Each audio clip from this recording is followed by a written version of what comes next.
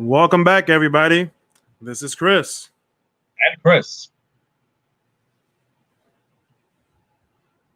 And today we're going to be talking about the best WWE Champions of all time. Ladies and gentlemen, there has been a number of WWE champions from the past and today. For every Hulk Hogan, John Cena, The Undertaker, Shawn Michaels, Stone Cold Steve Austin, The Rock, Triple H, spoiler alerts, there have been the Jinder Mahals of the world. There have been the Nikita Koloffs of the world. There have been the Psycho Sids or Sid Justice or Sid Vicious of the world. So this list, on today's show, we will be talking about the cream of the crop, the best of the best, the creme de la creme, people who have made the WWE Championship what we have come to know as wrestling fans to this day, ladies and gentlemen. Yes, we will.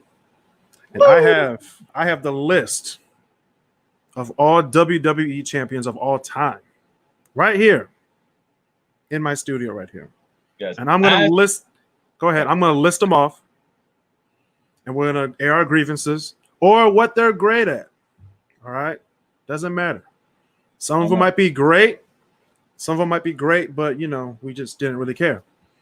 Yeah. Some of them will be great, and we'd be like, okay. Some of them were champion when we weren't alive. Some of them we looked at on the WWE Network for $9.99. For $9.99. Okay, just want to make sure we get that out there. And we look back and say, that was the man. That was the man back in the day. And pretty much that's what the WWE Championship means in the WWE. It means that Vince is like, you know what? You're the man. Here you go. Here's the belt. So we're going to start it off by talking about the first person, literally, that Vince McMahon gave the belt to. He was like, here. And then came back a few years later and say he won it at a freaking, oh my gosh. Won it in a fictional tournament. Like, come on now. I wonder who that in Rio de Janeiro. Rio de Janeiro. Let's see. Rio de Janeiro, Brazil. Who might that be? It is the first WWE champion. Back then, it was called the WWF champion. Mm-hmm. Worldwide Wrestling Federation. Buddy Rogers. April 11th, 1963. Yes. Let's just add this out there that Buddy Rogers was the original Nature Boy nickname. Not Ric Flair. I love Ric Flair, but it was originally Nature Boy Buddy Rogers. Buddy Rogers, for that time, great champion, held himself with class, with dignity, was one who was willing to be a great company man and to help a lot of the young wrestlers and a lot of young wrestling back then during that time. Great champion for the time, revered legend in all senses, in all sense of the world champion. It's true. Now we're going to talk about the person that took the championship from him. There's two scenarios that happened. First of all, Buddy Rogers had a few medical situations going on. True. And there was someone in New York City who drew the people in more than Buddy Rogers. His name is probably one of the longest reigning WWE champions of all time. Actually, he is the longest reigning WWE champion of all time. Let's just put these stats out there. 2,803 days in his reign. 2,803 days. I was sure it's over 2,000. Yes, it says it right here. It says it right here on the card. He won it at a house show in New York City.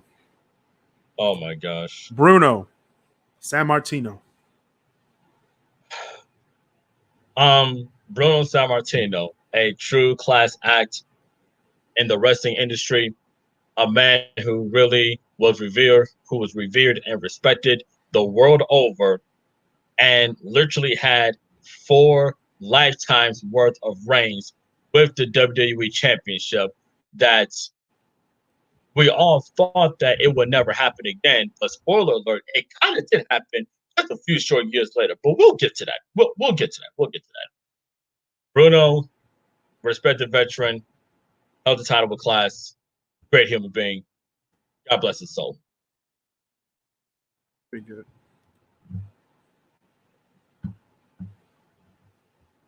Another one during this era, 1963 to 1980. We're going to do Pedro Morales.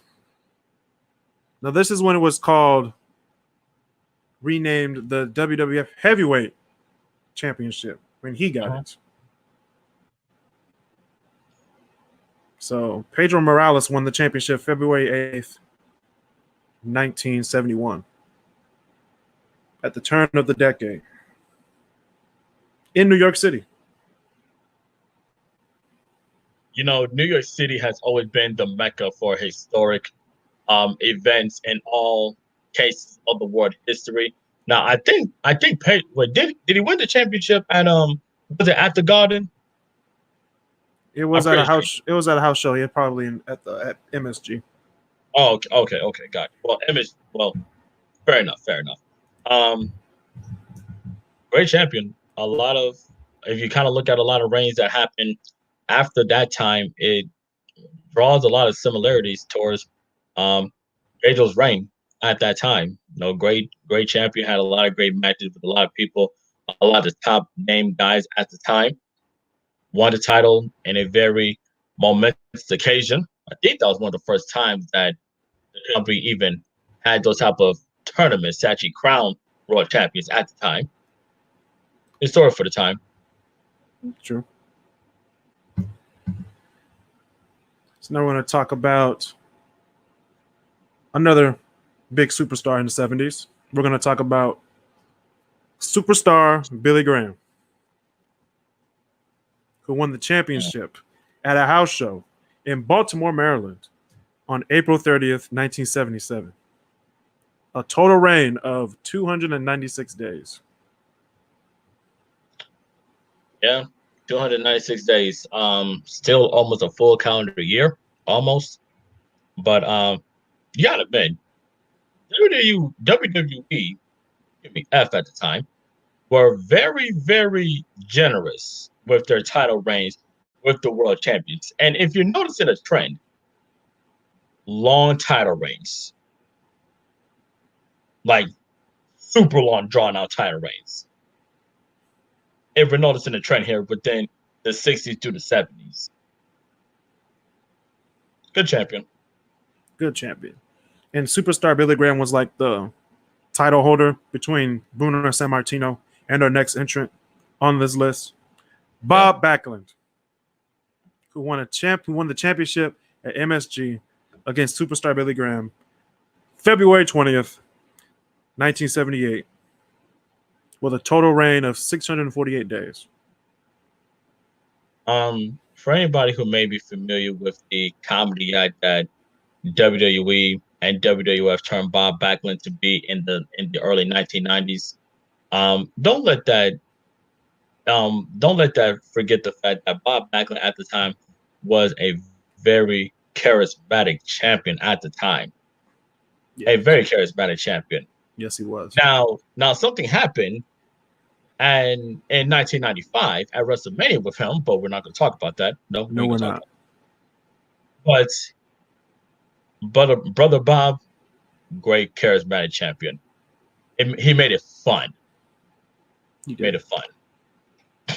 So he had that run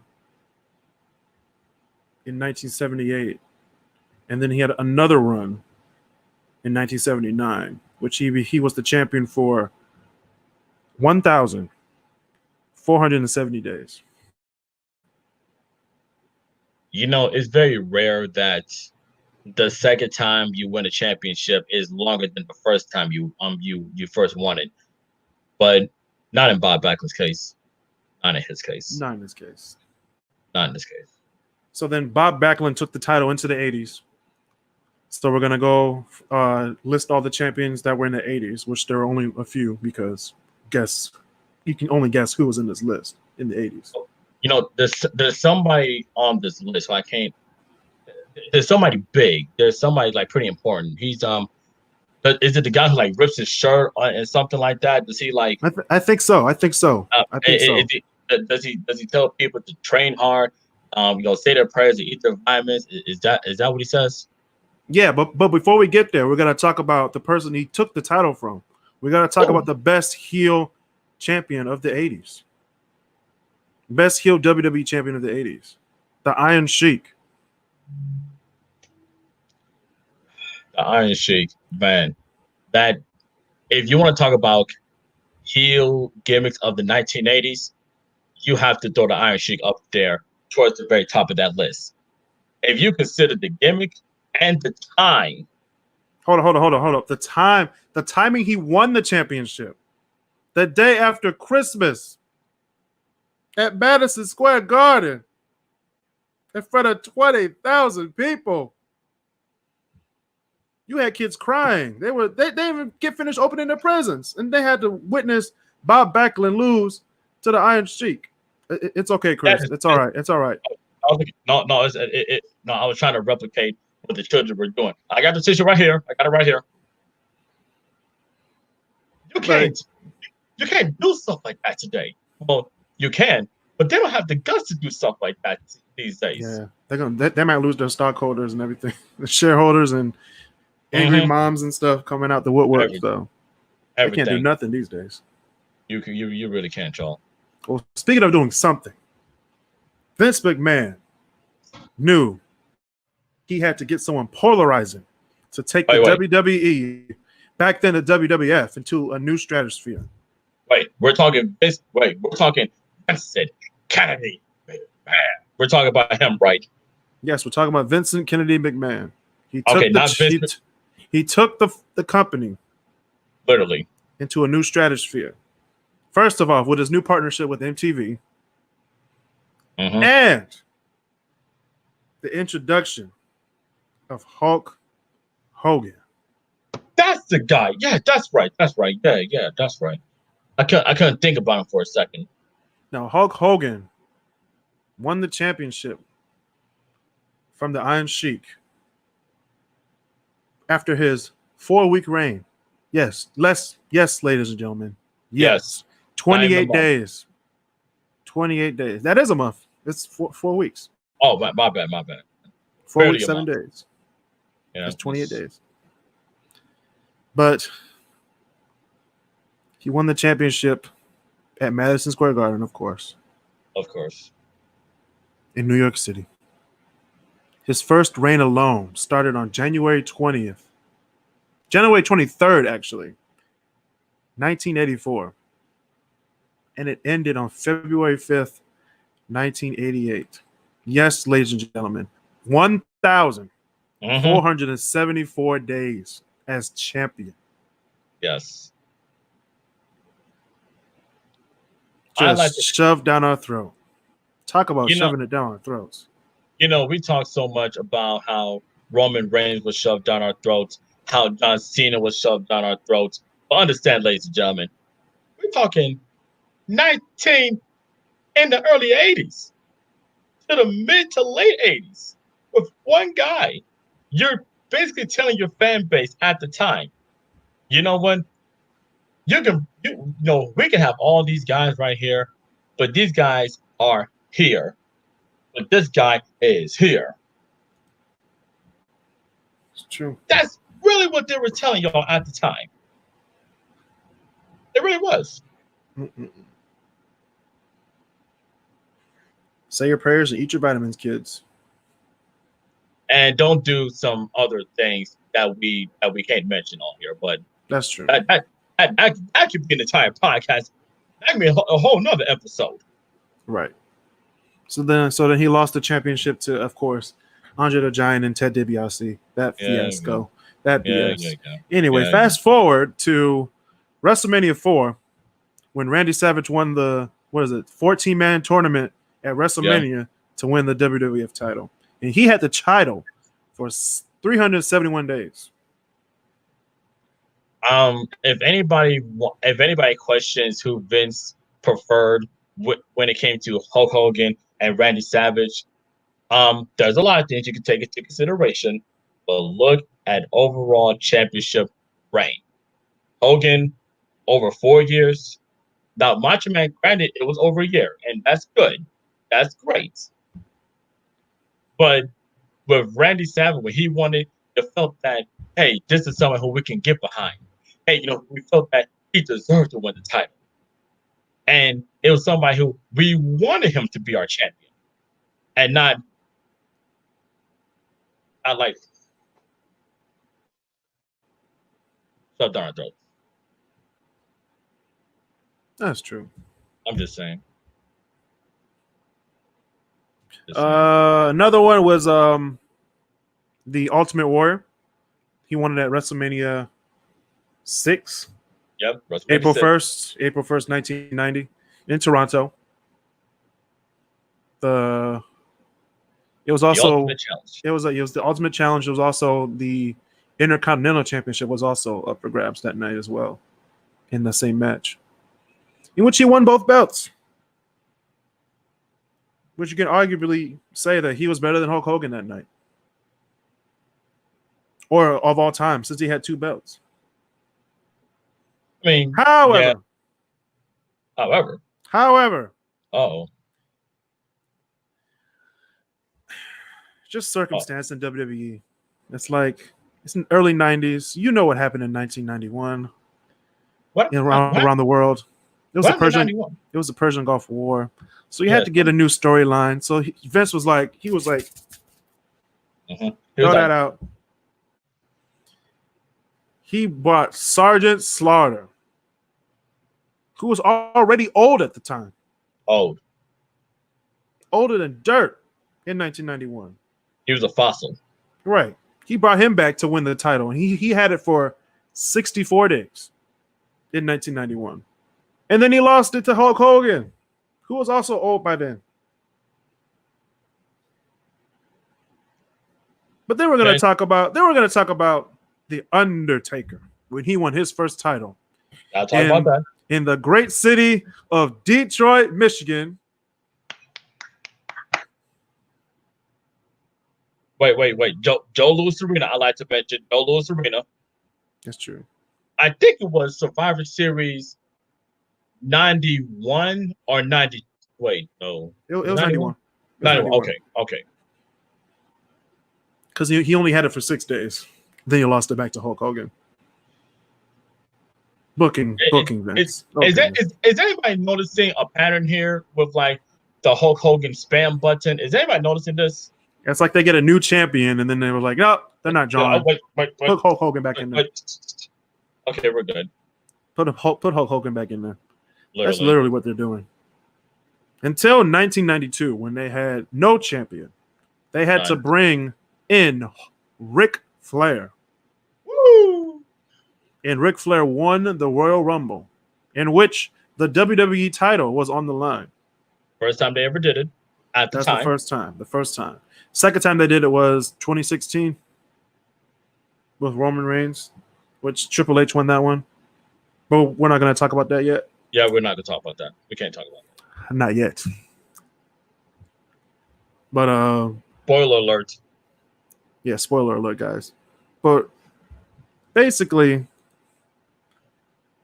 the 90s were just full of good champions at the beginning.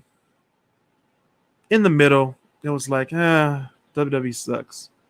But then almost the turn of the millennium, the late 90s, probably had the best champions of all time. But we'll get to that later.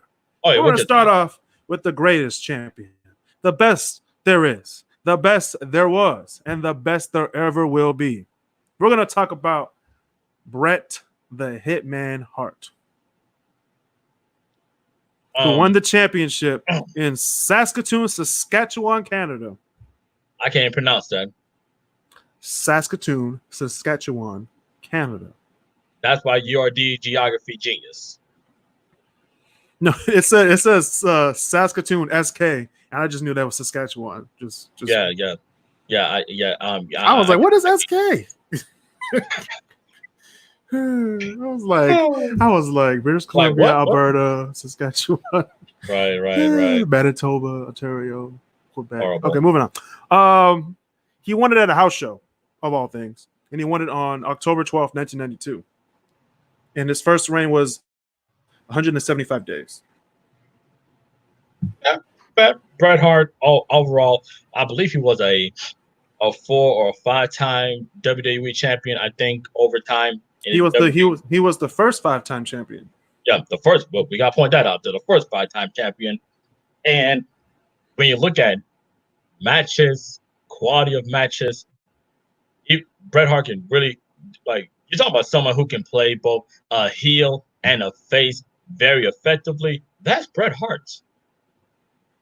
And not only that, but elevating new stars to the main event scene, like a young Shawn Michaels. Which, by the way, as a side note, the first WWE ladder match was not Razor Ramon versus Shawn Michaels at WrestleMania 10. No, it was Shawn Michaels versus Bret Hart. I believe it was at Survivor Series of '93. I believe it was. Yes. And speaking of 1993, I'm fact checking myself, Chris. The first 5-time champion was Hulk Hogan. What a surprise! Because all these champions coming in, they didn't like him. They just put Hulk Hogan in there. They really did. Hulk Hogan and Bret Hart pretty much were on the same level in 1997 when that thing happened. Wait, what happened in 1997? We'll get to that. Okay. I didn't want to make sure. We'll get to that later. Oh, yes, we will.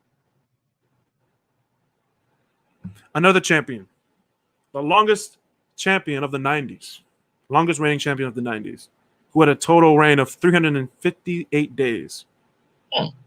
Big Daddy Cool Diesel. Wait, not Oz? No, not Oz, and not Kevin Nash.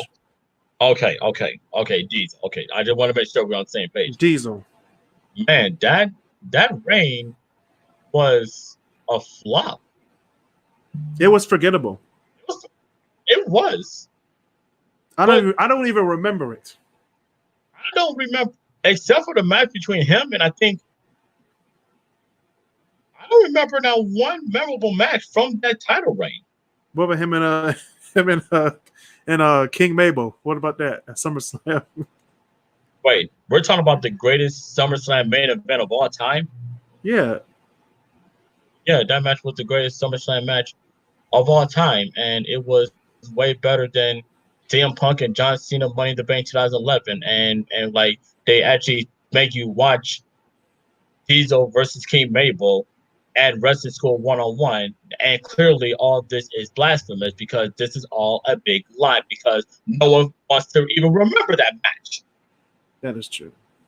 Well, speaking of things that people want to remember, one of the best champions of the 90s, we have the Heartbreak Kid, Shawn Michaels, who won the title from Bret Hart at WrestleMania 12 in Anaheim, California, at the Arrowhead Pond on March 31st, 1996, in a 60-minute Iron Man match, which went into overtime. If you want to, this should be this should be a lesson, a masterclass, and how prestigious you make your championship look when it's on the biggest stage with the biggest stakes, when it's literally going like wire to wire between two all-time legends in the wrestling industry. Arguably the greatest Iron Man match of all time. I don't think that's going to have too much of a debate.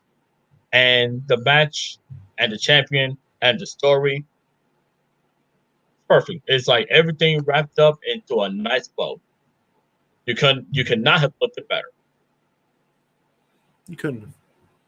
And of course, that story ends, at that thing in 1997. Yeah, we're still trying to fact check on what thing happened. And we people who watching this already know what happened in 97. I mean, I'm just saying that we're still talking about the WWE Network. Oh, by the way, you can watch what happened in 1997 on the WWE Network for $9.99. yes. We're gonna talk about another champion who was pivotal in the 1990s. Okay. We're gonna talk about Stone Cold Steve Austin, who won his first title against Shawn Michaels after he won the championship from Bret Hart at the thing in 1997. Yeah.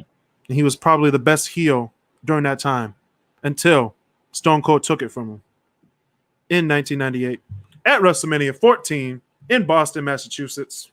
Yep. A good spring night in March, the 29th, 1998. His first reign was 91 days. Oh, trust me, there were more to come, but we'll get to that later. There were more to come. Austin, that championship win was the culmination, and Jim Ross said it perfectly. Austin's 8-year journey has been culminated with winning the WWF Championship at this time at WrestleMania. If you know the story with Austin, with literally having to go into neck surgery with the Owen Hart incident and rehab and coming back and genuinely being like white hot and being so over with the crowd, you had to throw the title on him.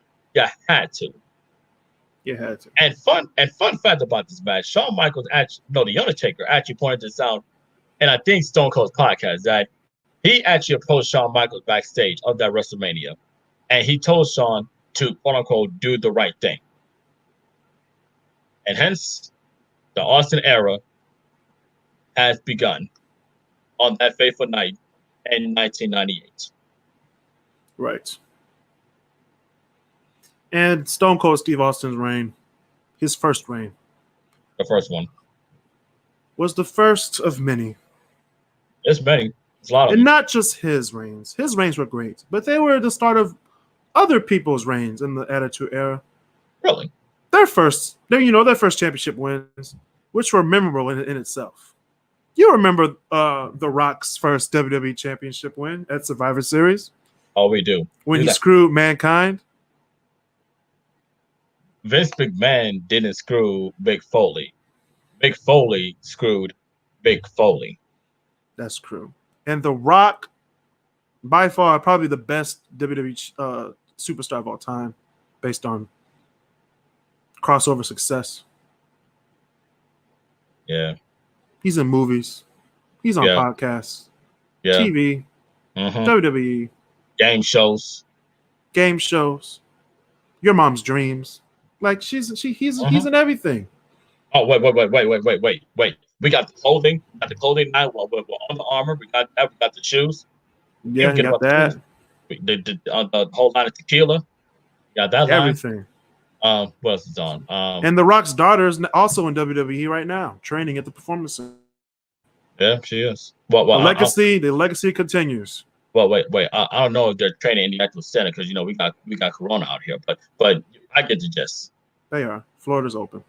Oh yeah, of course, Florida be open. Of course they would be. I'm saying about like this. And of course, The Rock's first reign was derailed. It was only 44 days. You want to know why? You want to know why? Wait. You want to know why? Wait. Because WCW was like, you know what? Mick Foley's going to win the WWE title. And 600,000 people switched the channel to watch probably the greatest first reign of Mankind's career. Probably the best pop in WWE. Honestly, I know. And hold up, you can see this on the WWE Network. For how much? For $9.99. Okay, $9.99. Okay. It was just poetry in motion. The whole episode, poetry in motion. About that match, there's two big things. There's two big fights with that match.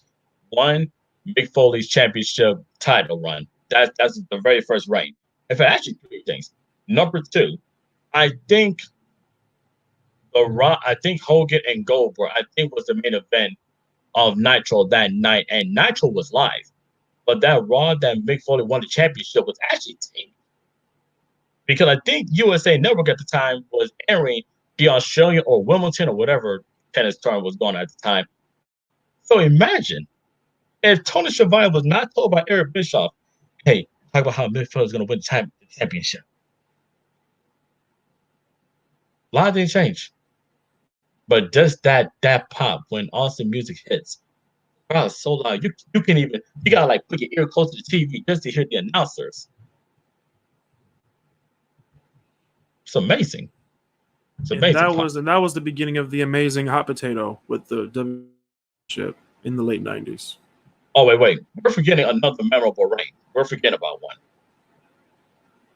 We're forgetting about a big red machines title reign that lasted not even 24 hours, the day after Bad Blood, 1998, when Kane beat Austin in the first blood match and lost the title the very next night. And didn't hold another world championship until almost over a decade later. That's true. Dang. Well, speaking of dang, we're going to talk about Triple H. Talk about dang. Wait, which reign are we going to talk about? This first one. Okay, guys. We're only talking about the first ones. Okay. This first reign. There's a lot of them. It's 14 reigns as the WWE champion. Yeah, just 14. This first one was on August 23rd, 1999, on Raw in Iowa, of all places. Exactly. 22 days as champion. Of course, they were doing hot potato with the championship at the time. Pretty good reign. His later reigns were better, but way better. He was also the first heel to win at WrestleMania 2000. So the abysmal one. Well, yeah, that was it was okay. It was okay. The triangle ladder match saved it for me, but there are bad WrestleManias and then there are abysmal ones, and that one is a bad one. That was a bad one. It's a two match show, essentially. And another fact about The Rock, I'm going to quickly interject here, is in all of The Rock's WWE Championship reigns, he has never held the championship longer than 3 months in any one of his title reigns. That's true. If you smile, what the 2000s are cooking. Yes. We're in the 2000s now because the first new champion on the list of WWE champions, first of the 2000s, is Kurt Angle, the Olympic hero. You suck. You suck. You suck. Kurt Angle, arguably one of the greatest, like all around WWE champions of all time, just because of he can do it in the ring, he can do it on the mic, and like the guy was just naturally gifted. And let's not forget, he won the gold medal in the 1996 Olympics with a broken freaking neck. Yes, he did. Let's not forget that. He lost the title to The Rock, of course. Of course. At No Way Out, which led to one of the best main events of all time at WrestleMania 17, Rock versus Stone Cold, which then leads us to the 2002 main event of WrestleMania. 2002. The first undisputed World Heavyweight Champion. Very first. Very first. He's done a lot of things. He got and at the time the World Championship from CW, combined them together and made the undisputed championship. Yes, ladies and gentlemen, I'm talking about Chris Jericho, Le Champion. You know, whether you want to refer to him as Le Champion, the Ayatollah of rock and roller, Lionheart, Lion Tamer, the king of the world, the king of the mountain, the king of bling bling. The man has literally, he is WWE's, and he's professional wrestling's David Bowie, but being able to change character on so many occasions, but never get boring. The man can literally do it all, and like the championship. Now, granted, he was basically a third wheel, and there was more focus on Triple H's and was on Stephanie McMahon's dog than on Chris Jericho himself. Let us not forget that. But that should not take anything away from the greatness of Chris Jericho as a WWE champion, as an in-ring performer, and an overall entertainer. The man's a living legend, ladies and gentlemen. A WCW champion came back and won the title from Triple H in 2002. Yes, I'm talking about Hollywood Hulk Hogan. NWO Hulk Hogan.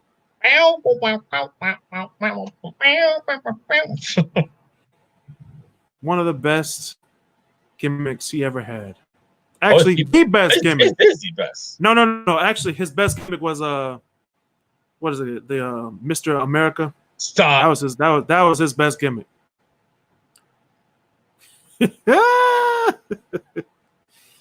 Anyway, we're gonna go into the WWE round in the World Wrestling Entertainment, and we're gonna talk about the only champion in World Wrestling Entertainment that has legitimized. Yes, I said legitimized. Wow. The WWE Championship. Who might that be? He won the Royal Rumble in 2003. Okay. In convincing fashion. He killed all his competitors on Raw and became the champion on August 25th, 2002. SummerSlam, Long Island, New York, against The Rock. And his name is Brock Lesnar. The single most dominant champion at that time, and perfectly executed how to push a monster heel to the very top of the card at that time. That was like the beginning of the ruthless aggression era too. And he was it was the epitome of ruthless aggression. Now we're getting close to talking about somebody else who would in Vince's eye be the epitome of ruthless aggression, but we're getting there. Actually, we just gotta. Oh wait. No, we're not there yet because we have to talk about another champion. The one that took the title from Brock Lesnar at No Way 2004. God rest his soul. Yes, we gotta talk about Eddie Guerrero. Brother Eddie, brother Eddie, rest in peace to you. I literally watched that match last week, and it made me feel the way I felt when I was a little boy, and I had that pay-per-view recorded from the Cow Palace in San Francisco, California. Great match, and I know the title reign wasn't super duper long. I think it was only 3 or 4 months. I think. Because it was 133 days. Yeah, 133 days. Yeah, but just that moment of an underdog who we've come to love and really care for. That was great. It's a great. Speaking of great storylines, if this storyline was made today, WWE would be out of business, bankrupt. Everybody would have pulled out of this company as they dropped this storyline today. Not only did Eddie Guerrero lose JBL, JBL had one of the best storylines, best villain backstories of all time. Not only did they villainize Mexicans, he actually had a segment on SmackDown where he chased Mexicans in Texas away from the United States border. Yes, ladies and gentlemen, You he can't do that definitely today. did this. You cannot do that today. They shouldn't have did it back then. Oh my God, I forgot about that. Oh my He was God. like, you should stay south of the border. I was like, dang, JBL, come on now. Oh, oh my God. And he had reign. His first reign and only reign with the WWE Championship was 280 days. He was a transitional villain as a champion from Eddie Guerrero to our next villain. Our next villain would be Edge. Oh. You think you know me. But honestly, we're just gonna put this out there. Edge's first championship win was a legit shock, number one, for someone who had been there for going on almost 10 years at the time. And number two, it was another historical value. It's the very first Money in the Bank cash-in, and in Albany, New York. Albany, New York. Great cash-in. That's where Edge cashed in on our other champion that we're supposed to talk about, John Cena. Yeah, who won his first championship at WrestleMania 21 against JBL and lost it to Edge at New Year's Revolution. Yep. In Albany, New York. Yeah, Edge, great champion, always have been a great champion. One of my personal favorites of all time. It's great. It's a great moment. Now let's just talk about this sex celebration they had on Raw in January during his title reign. Now, the Raw was TVMA back in the day, so they could pretty much do anything they wanted to do after 10 o'clock. Mm-hmm. But that was just too much for me. And I was like 10 at the time. I was like, what are they doing? And Grandma was like, don't watch. It was bad. Then you had Ric Flair come out. Oh God, that was the best. That was the best part when Ric Flair came out and like Ric Flair was like tugging the top. He was like, woof, woof.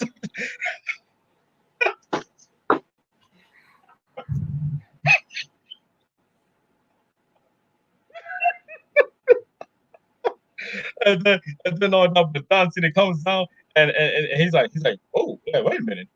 Oh, I see you. You can't see me, but I can see you.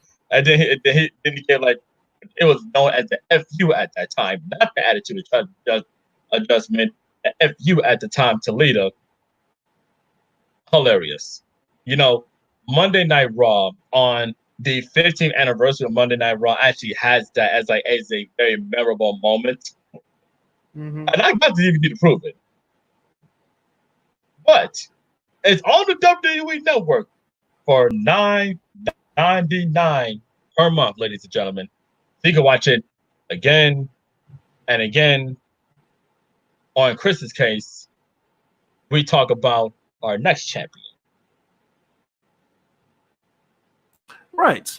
And since you speak of the WWE Network, you can also watch ECW One Night Stand, where John Cena lost his WWE Championship to Rob Van Dam. Whoa.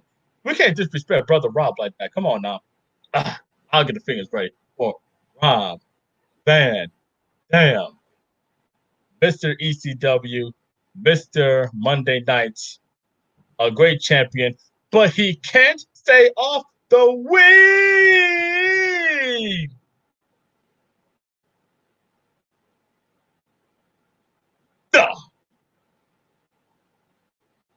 That's true. And he lost the championship. Speaking of people who can't stay off the weed, Randy Orton won his first title in Chicago. Woo! Yes. Of course, when John Cena messed up his legs and tore his pectoral. Literally. And Randy Orton became probably the company's best champion at the time. Yeah. And one of the company's perennial superstars. Yeah. Who always seems to be at the top of the card. If I'm not mistaken, No Mercy 2007, I think he was in 3 WWE Championship matches in one night, if I'm not mistaken. Yep, and he won 2. And somebody say overbooking? I don't know. Oh, well. Interesting. Speaking of bad booking, we're gonna talk about Jeff Hardy for a little bit, more like 20 seconds. Okay. Won the championship at Armageddon in December 14, 2008, and lost it at the Royal Rumble in the great city of Detroit, Michigan. All right. At the Joe Louis Arena. At Joe Louis Arena, which is now gone. Rest in peace. Because I was at that show. I was there. And he lost it to Edge with the help of his brother, Matt Hardy. It was seeing this match in person. I was like, oh, yo, this is dope. That's a little too problematic. Anyways, this is sweet. This is awesome and stuff. And then Matt Hardy came out, and then he hit him with the chair, and you can hear a collective like, what? And the crowd, and I did too. And yeah, not even like barely a month. So it was like. Well, speaking of barely a month, we're going to talk about who won the championship. Actually, he won the his first championship was at Extreme Rules back in 2009, June 7th, 2009. He lost it because he tore his bicep. And then he came back to win it from John Cena at the Elimination Chamber in 2010. Then he lost it at WrestleMania 26. And then he was on Raw, I think a few months later after the I Quit match. Or an Extreme Rules match. I forget which one it was. Oh, wait. We can't forget the city that it was from, because I was at that show. In Detroit, Michigan. The great city of Detroit, Michigan. Yes. And then he said, I quit in a wheelchair. I don't even know how he got in the wheelchair anyway to get into the ring. But moving on. Anyway. We're still trying to figure that out. Batista was probably the best world heavyweight champion. But a WWE champion, we're not going to talk about that. It was like... We're not going to talk about that. We're not going to talk about that. Yeah.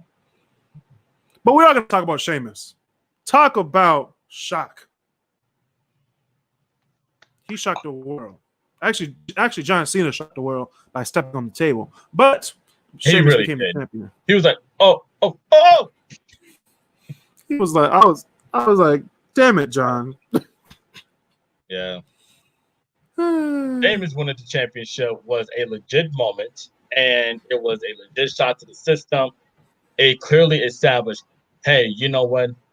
Wow, maybe we should look at these indie guys look at them winning the championship so early. Like, wow, look at this. It started a wave. And over the years, that wave got bigger and bigger and bigger.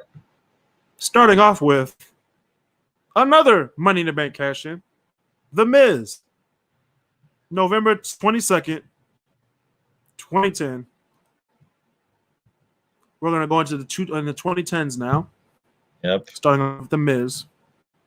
Probably one of the best heel title holders. He was a placeholder, guys. He was definitely a placeholder. He really was. But he was good. He was good at what he did. He owned it. Sparked up the hype. He sparked up the hype with John Cena and The Rock. And he's never had another championship after that. Other WWE championship after that. But yeah, he had countless Intercontinental championships, but not at the top of the company like he was in 2010. Yeah, it's just a shame that we all knew that The Miz was the third wheel in the soon to be 3-year plan with The Rock and John Cena with 27, 28, and 29. And it's kind of a shame because there has been moments to where you thought that they were building up The Miz to win the championship again within the last 5 years, but they never got fully behind him. Never fully got behind him. And speaking of champions that nobody ever really got fully behind, we're going to talk about this guy's first reign that started in Chicago, Illinois at the Money in the Bank pay-per-view, July 17th, 2011. Yes, ladies and gentlemen, we're going to be talking about CM Punk, my favorite champion of all time. You want to know why he's the best champion of all time? Why is that? He did not give a shit. He was like, I'm taking this title. I don't care if my contract's up or not. I'm walking out this arena in my hometown. Needless to say, it was in my own hometown. Yeah. He walked out in front of the boss. Then came back for more money and a new theme song. But we're going to talk about that later. This is one of the few times in where WWE has perfectly executed a storyline the exact way it was supposed to be. Because, Mike, can you imagine Chicago had Punk lost in his hometown? Can you imagine the heat? And it was already, and we're in June or July, so it's already hot. Mm-hmm. But my gosh, that scene and that pop when CM Punk came out and like the heat that Cena got that night, oh my goodness. There's a reason why that match is still regarded as a very classic 5-star match still to this day. And I think that match went almost, if not 30 minutes. Which was big like 40. It was 40 minutes. Yeah, which is big at the time. Mm-hmm.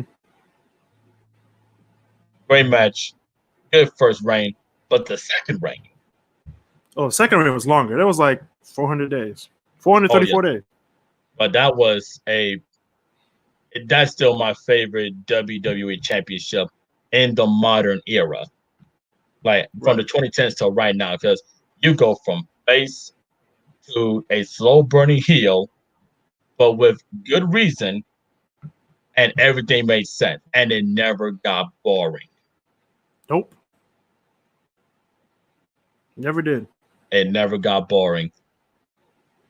Well, speaking of a champion that was great when he started, but then got a little bit boring.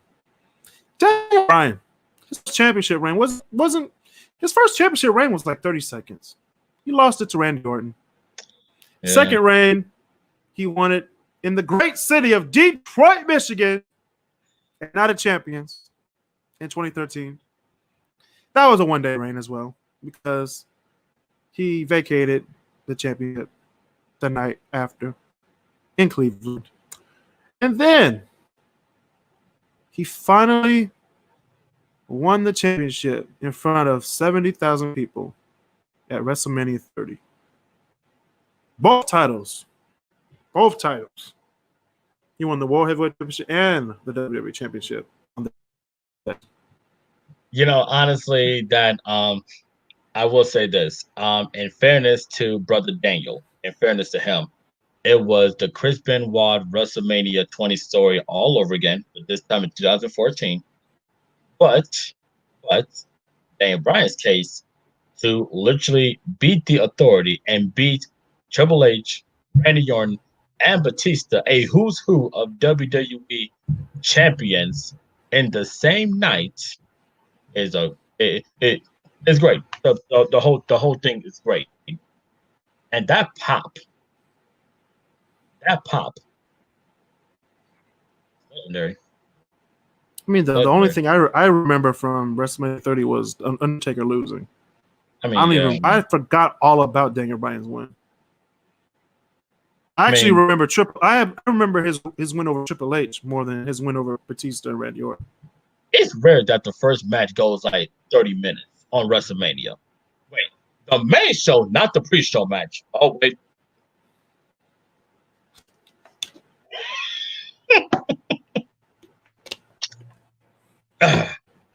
Anyways, our next champion is a champion that again shocked the world at WrestleMania 31 with his first reign of 220 days. Started when he cashed in his Money in the Bank in the main event of WrestleMania 31. Mr. Seth Rollins, the Monday Night Messiah. I remember watching this match and I'm thinking, you know what? How is WWE gonna book themselves out of this match? Because as we know, they booked themselves into a corner, but man, did they get themselves out of that corner real quick. It wasn't a corner back then. That was their best match. I mean, well, that's debatable. But anyways, what I'm saying is that it was a shock ending to a great WrestleMania, and Seth Rollins' title reign, it was good. He's a good heel.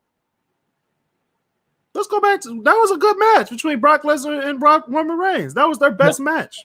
The main event should have been, and this is up for debate.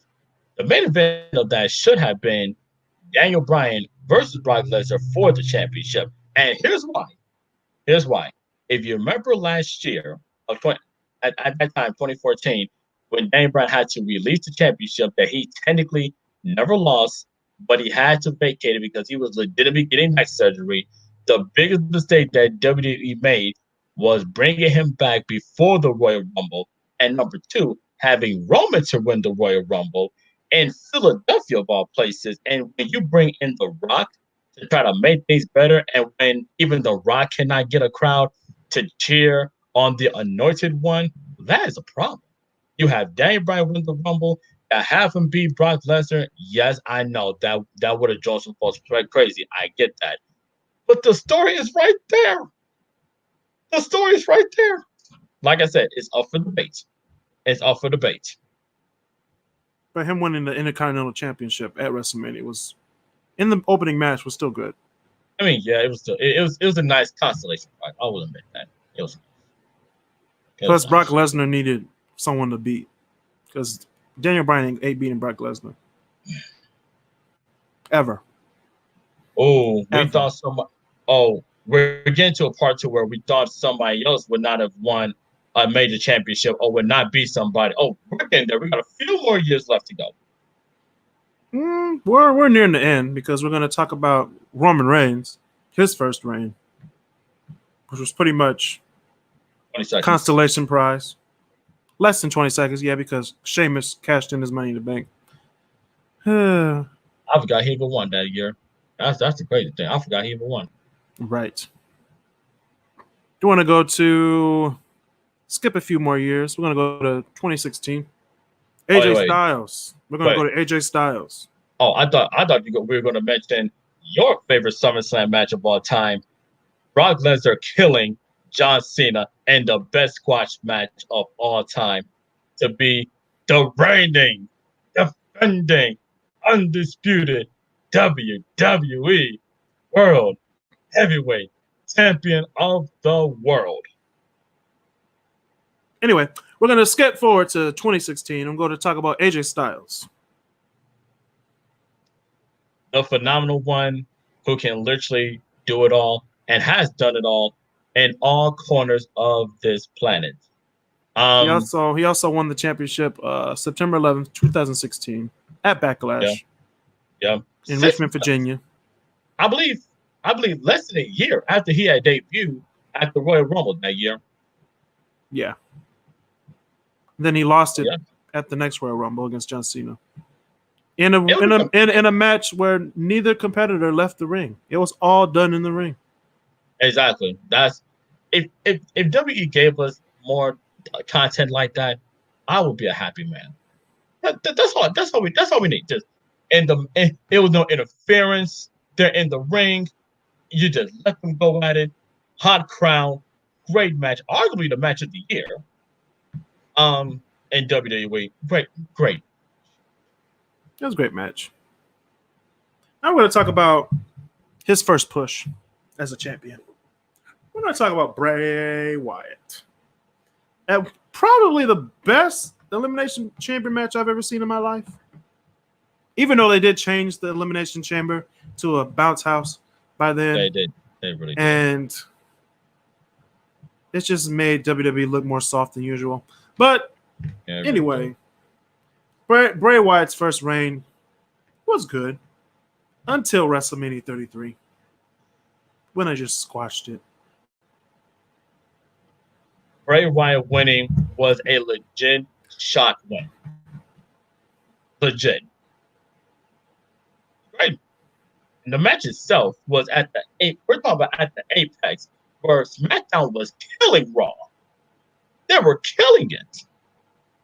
And it felt like the SmackDown 6 all over again. And to have Bray win the title in a shock win was great. We're thinking, great, they finally got over him and they're finally getting behind them. But when WrestleMania next month happened, and it wasn't even a month.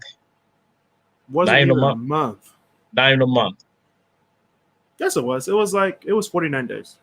Oh, well, okay. Well, I don't know. It was 7 weeks. Basically 7 weeks.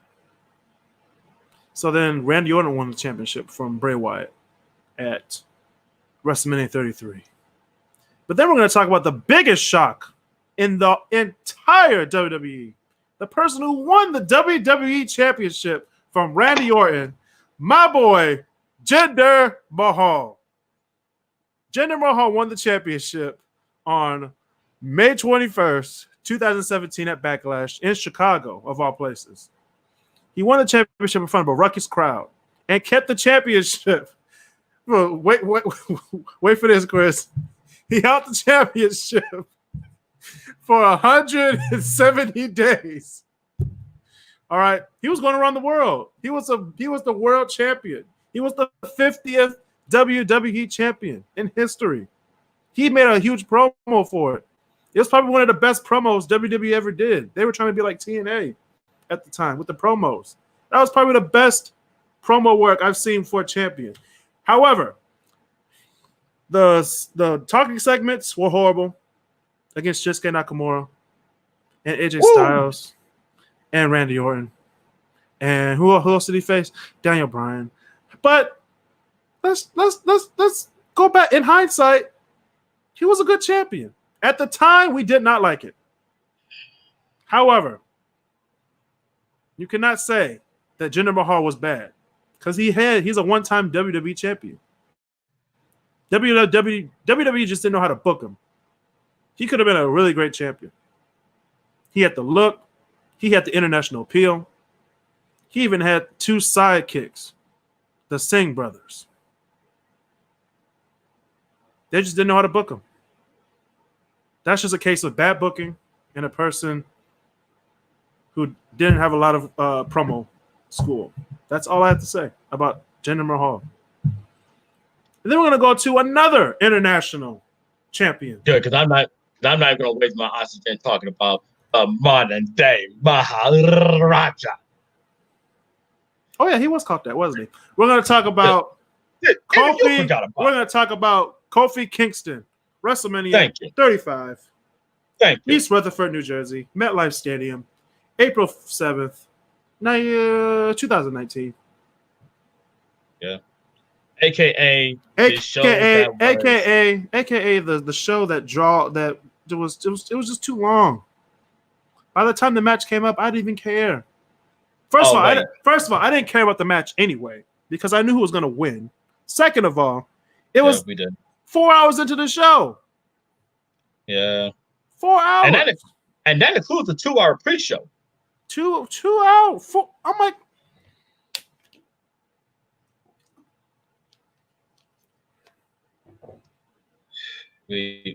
and then it was a mediocre reign because every champion, every person he fought wasn't believable.